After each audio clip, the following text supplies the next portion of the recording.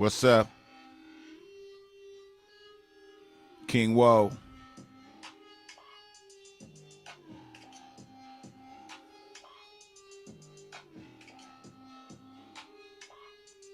Today is December 30th.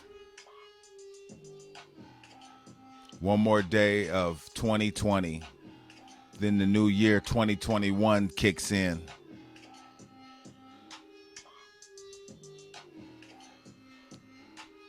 This episode is brought to you by my famous good peoples, Epic the Don. If you haven't heard of this beat maker, if you haven't heard of this producer, I suggest you log on to YouTube and follow him. Subscribe today. Epic the Don. Slappers. A beat a day. Probably the hardest working producer on the net right now. You got to show your love. Show some support. My name is King Wojak, founder of Def Gems. As you see, I got the gems around me to protect your neck. Bracelets, power mids, copper wrapped crystals, pendants. Protect your neck, huh? Protect your neck, huh? Protect your neck, huh? Woke up this morning and made me a nice pot of red beans and rice.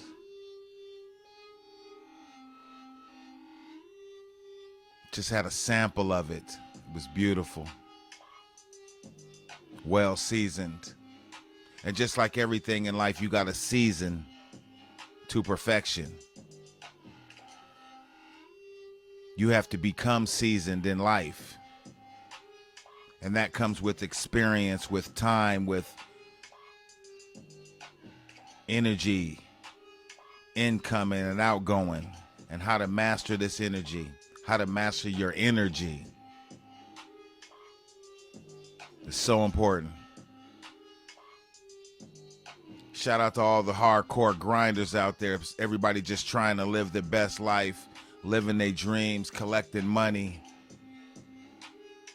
thinking that money may be the key to all their hopes and dreams.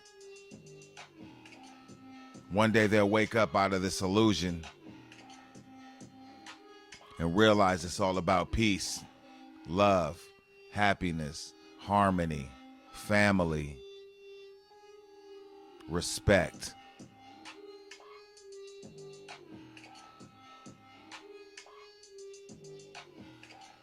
Def Gems. Make sure you protect your neck. King Wojak.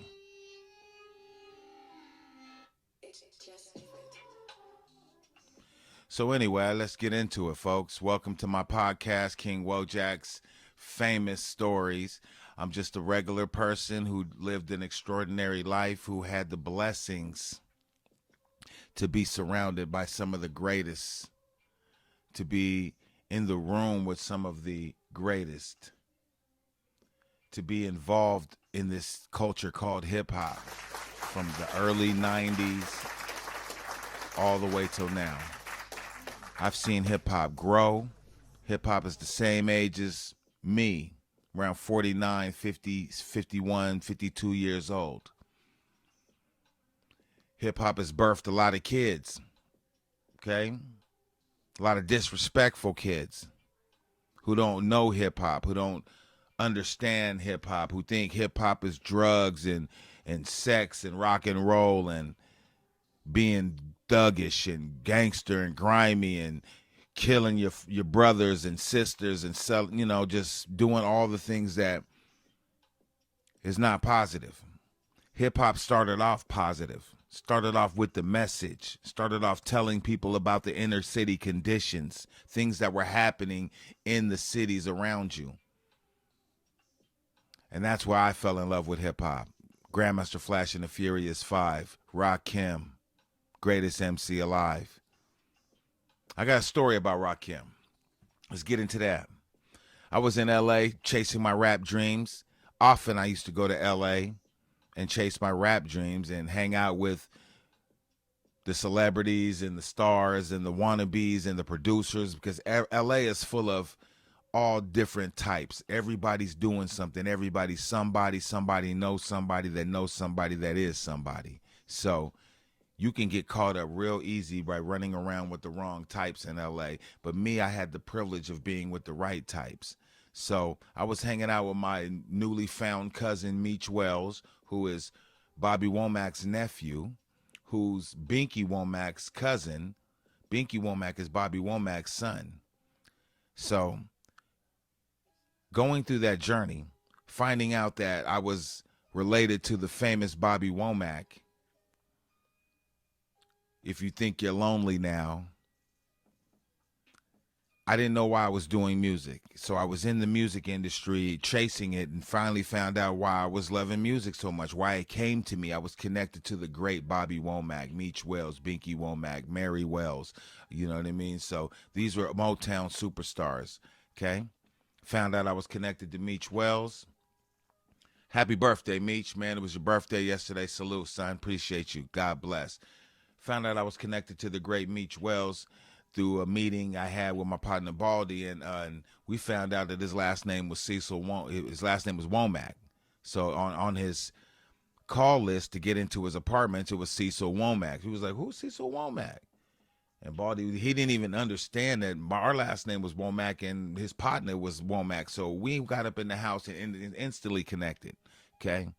Called back home, family members called family members. We said, yeah, this is true. This is real. This is family. So a few more times I came back to LA, I stayed with family, Meech Wells.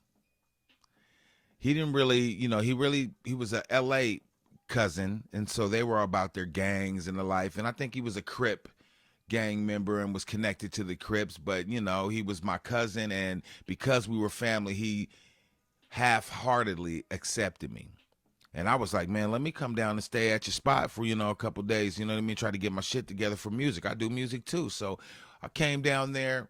He was not a fan of going out.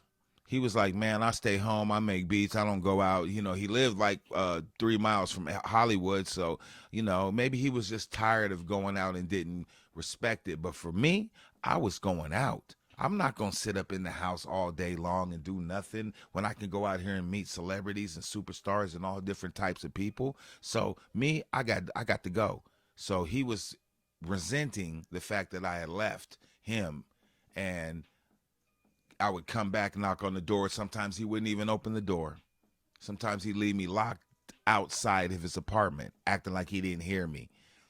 A few times he did that. No worries. I called him. He didn't answer the phone. It was a sign of disrespect, basically. Like, he didn't really want me there at his house, and he was mad because I went out, and I'm about that life. So one night I was like, fuck it, I'm going out, man. Hopped in a cab, caught a cab up to Hollywood, walked the streets of Sunset all by myself, dressed up, feeling good, looking good, smelling good. Had me some fire blowing. I walked up into this club, and it said, tonight's guest, Rakim.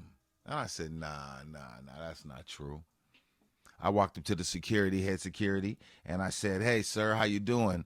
And he said, I'm doing fine. I said, what's going on, man? Is Rakim really here tonight? And he was like, yeah, Rakim's going to be going on in about an hour and a half. I said, man, check this out, bro.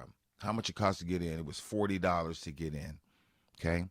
I didn't really want to spend $40. I only had 110, about 110 bucks on me, so I didn't want to spend that $40 to get in. So I said, man, listen, I'm from Tacoma, Washington. I'm a hip-hop artist. My name is King Wojak. I've been doing things for a long time. I've been in the game, man. I got to see this guy, the guy, Rakim. I got to. And he was like, I understand, my brother. You say, where you from again? I said, Seattle, Washington. He's like, oh, okay, yeah, I heard. I got some family up there. I said, man, listen, I just want to see Rakim, man. I got 20 bucks. So I slid the dude 20 bucks. He put me in the line, got me the stamp. I walked in. I said, thank you, my brother. Walked into the concert all by myself. It was packed. It was at least 1,000 people there, okay? It was packed to the rim. I even think I seen Fat Joe and the Terror Squad up in there because there was a VIP section that was fully lit, bottles popping and everything. But me, I was by myself, so I wasn't really, trying to jump on anybody's nuts. I was just minding my business, walking through the show. All of a sudden, Rakim comes on. Oh man, first time seeing Rakim. I'm excited. I'm super excited. I'm watching Rakim.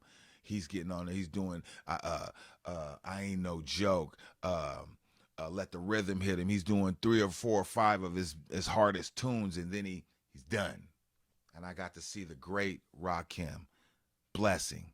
So I go buy me a couple drinks, feeling myself. No, I got to go home. It's about 12:30, 1 o'clock ish almost. I see a couple females dancing by themselves. So I make eye contact, and she's eye contact back with me, like, what's up? So I walk up and I say, would you like to dance? I'm not much of a dancer, but I see you moving. And she was like, sure, come on. So we get to moving. We get to dancing. She get to grinding. She get to putting on me. Great timing. I was like, yes, I was feeling extra special. I had to let go. All of my inhibitions. I never danced like this, but I was giving her something to make her want to kiss. A real nigga like me. Yeah, a real nigga like me. So I was dancing, grinding, grooving, feeling it. Another song came on. We still dancing, okay. Next thing you know, on my mama, out the shadows comes this figure. And he comes right over to me and asks me, do I mind if he cut in? Some old school shit. Do he want to cut in and dance with this female? And I didn't even really recognize him until I recognized him as Rakim. Pointed nose, short little character, okay? I guess he was watching. And he felt like I wasn't really into the dancing and into the groove, and she was, so he wanted to interrupt me. And me, I'm like, oh shit, Rakim. Oh, my nigga, what's up? Oh, yeah. Man, come on, man. Go ahead, man. I ain't even tripping, blood. I mean, go ahead and do you, okay? Rakim cut in, started dancing with her. And I was just in shock. I was just like, whoa, that was Rakim. He just took my bitch.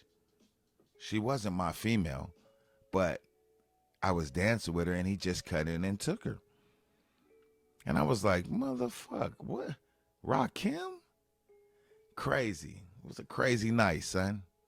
So I just walked off, and I just, went and minded my business, got outside, vibed with a few more people, bought me a hot dog because I was hungry, and I got to walking back because I was low on cheese, and I knew it was going to cost me at least $20 to get back to the place where I was staying at Meach Wells. So I walked back. It was about 7 to 10 blocks back to La Cienega, back to La Brea Street from Hollywood. And I got there, rang the doorbell, nobody opens up. I said, damn, Meech, come on, open up. You know what I mean? Now, at this time, my stomach was bubbling, and I was feeling a little nauseous because that hot dog I ate and walked back, and the alcohol, everything was just, So I was like, man, I got to get in and use this bathroom. Come on, Meech, right to the door. So finally somebody comes out, and I walk in. I go to the elevator. I go upstairs. I knock on his door. I'm calling him. He's not answering. I'm knocking on his door. No answer, no answer, no answer. I'm like, God damn, Meech, come on, man. Don't do me like this. All of a sudden, the stomach was like, bruh, I can't hold it any longer. I got to go. And I was like, man, I'm sorry, bro, but what am I going to do? Where am I going to go? He said, man, you better find a spot. So I left, went downstairs, went all the way downstairs into the basement, searched around for bathrooms, open spots, places I could use the bathroom. I couldn't go outside. I had no tissue or nothing. So I walked into the laundromat area, and I found some socks, some clothes. I found some a box, an empty box, and I was like, damn, I need to get into this box. I need to get this box. So I grabbed the box, went into the boiler room, sat down behind the boiler, put the box down, had a sock. Oh my Jesus. Oh my Jesus. The runs. the drama, the anger, the hot dog, the alcohol, it just all came out. All came out. I was like, oh shit, man. I wiped my ass with the fucking sock, threw the sock away, bounced. I know the next morning somebody found a box of shit in the boiler room and was like, what the fuck is this? I mean, it was horrible. So that story, real talk. I don't care. I got to let you guys know the truth. I've been there and done that. Somebody has been affected by me in their life. And I'm sorry. That's all I can say is I'm sorry. King Wojak's Adventures, Rakim. I remember that guy. I remember you stole my girl, my dancing partner I was with in LA. You did. King Wojak. You stole King Wojak's girl. The next story, we're going to talk about how 50 Cent and Scarface stole some music from me, and P. Diddy. Tune in. King Wojak's podcast. Salute. God bless. I'm out.